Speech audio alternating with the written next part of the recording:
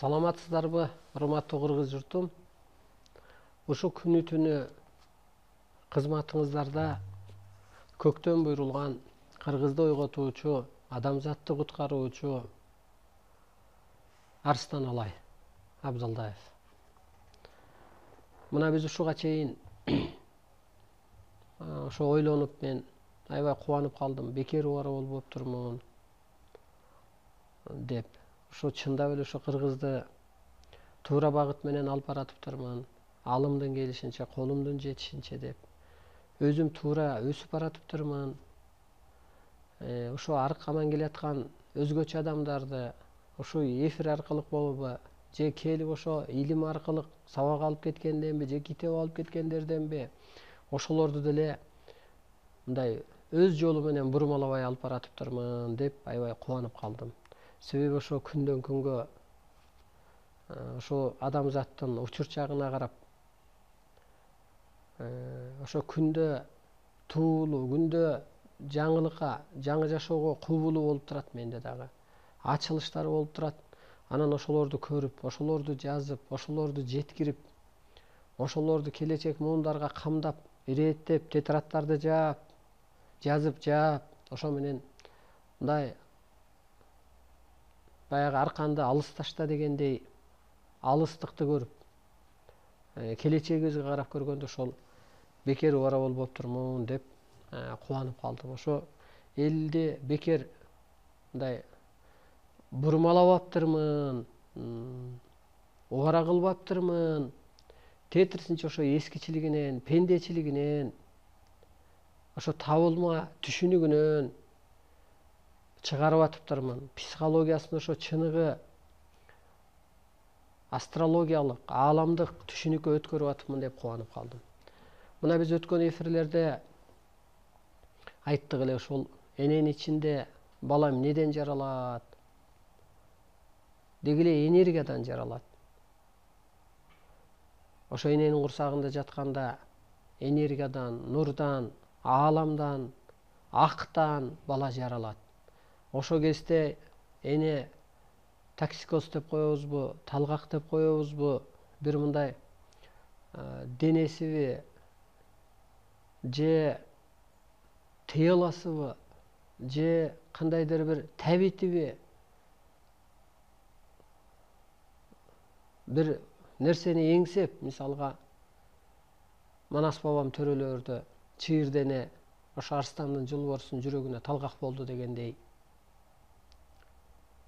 кээ бир энелер ошо жер жемишке талгак болуп, ошо кезде жеп аткан тамагын жерип, жашап аткан жашоосун жерип, анча адамдарды жерип, мына ошого карасаңыз, эми бул бир табигый нерсе. Ошол кезде эми ак ичке нурданып атканы, ошонун бир калыптанып атканы, ак өзү улуу болуп атпайбы? Мына ошентип келип адам эмнеден жаралды? Энергиядан жаралды, ааламдан жаралды. Энергия өзү эмне бул? Кудайда өзү энергия, арбайда өзү энергия, высшие силы да өзү энергия, могу үйдүн ээси да энергия, мазар ээси да энергия, жөлөмө күчтөрүң да энергия. Мына ушунун баары энергиядан калыптангандан кийин, демек адам ошо энергиядай күчү бар. Ошо энергиядай сыпатка ээ болуш керек. Ошол энергиядай менталитет менен жашаш керек. Энергия өзү чындык, ал ак, ал нур, ал энергия, ал арбай, ал периште, ал аалам, 6 катар аалам. Анан биздин аалам менен 7 семья, сем ия дегендей эле кайра ошол сен ошондой күчкө ээ болушуң керек. Сен ошондой чындыгы закон менен жашашың керек. Чындыкты сүйлөшүң керек, чыныгы ишти кылышың керек, чындык үчүн тырышың керек, чыныгы дүйнөнү бул дүйнөгө куруш керек. Мына ошол сыяктуу тан жандын кулу болуш керек. Исполнитель болуш керек деп айтып келгенбиз. Бул чындык. Мына ошого кайра салыштырма айтып бергем. Адамдын сөзү тиет да, көзү тиет да, ичи ооруп калган оокат буйрубайт деп. Анан ошо кыргыз энелери боюнча да айтып бергем. Кыргыздын энелери бул аалам. Аял бул ааламдын ролун аткарыш керек. Аялдын тилеги батып орундалат. Аял аалам ордун аткарбаса, могу жашоосу татаалдашат. Зор кыйынчылыктарга туш келет. Аялдын акыл аз болгону менен сезими күчтүү. Тетирисинче акылга карап кеткен адам адашат. Мына акылга карап кеткен, бийликке барган аял үй бүлөсү менен бир мамлекетке учуп, жана талайкүл Исакуновабы, уят болуп мамлекеттин акчасын жеди болуп атпайбы? Акылга, көзгө алдыртып ийгенде. Ушу аялдар бийликке кызыкпаш керек.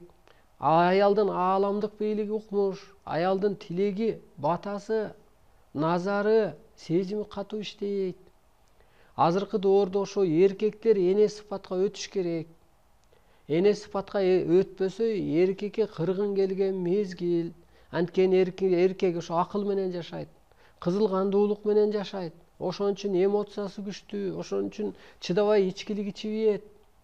Эне сыпатка, аял сыпатка өтүш керек. Аял жаратуучу, аял сезимдүү деп мына дал келтирип айтып бергенбиз. Андан кийинки ушул эфирлерде кыргыз мына дүйнөнү